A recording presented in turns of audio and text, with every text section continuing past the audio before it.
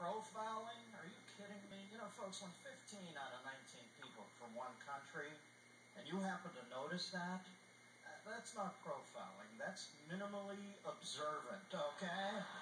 If I'm ever on an airplane, and a guy who looks like that shoe bomber sits down next to me, I'm going to call the stewardess over and say, "Excuse me, honey, but if this fucker isn't the harmonica player for the J-Gauss band, I want him off the plane right now, okay?"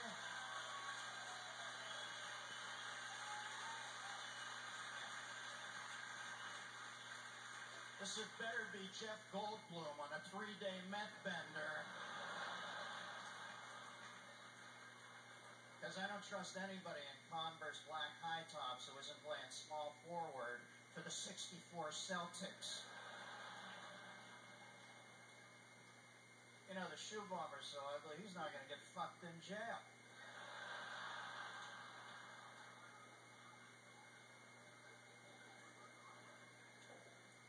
But the ACLU will fight for its right to party, won't they? Huh?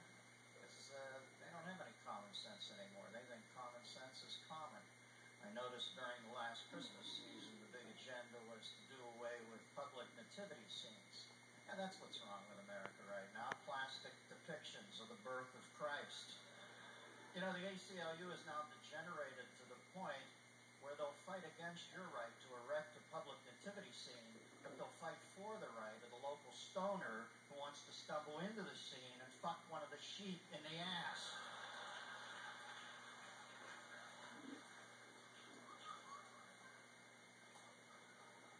Now the ACLU is helping to fight overturn a Mississippi state law that prohibits homosexuals from adopting children.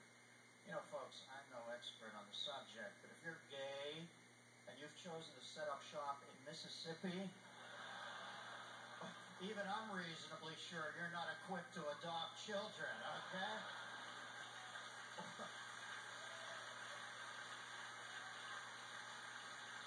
What are you working that big glory hole scene down in Pascagoula? Jimmy, fire up the El Camino, man. There's a circle jerk in Hattiesburg. Yeah, leave the right shoulder strap on your bib overalls unclipped. It's code for pitcher.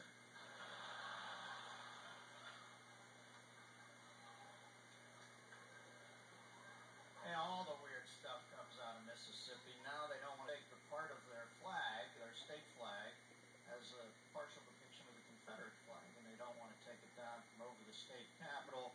They say that it's not a racist emblem, but merely reflects a quaint time in their great state's history. Yeah, right. And you know, the swastika is just a plus sign doing cartwheels.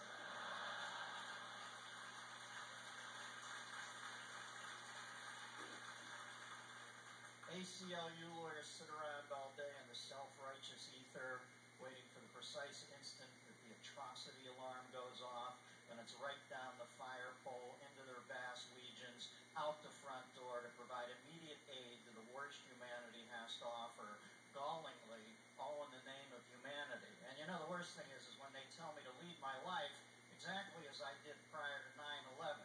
You want to know something, folks? Truth be told, I hated insane foreign assholes who wanted to kill me on September 10th of that year, okay?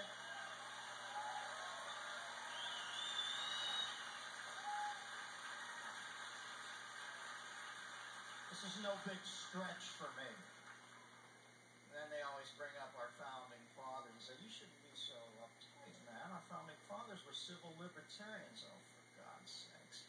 Do you think our founding fathers would have put up with any of this shit? They were blowing people's heads off because they put a tax on their breakfast beverage.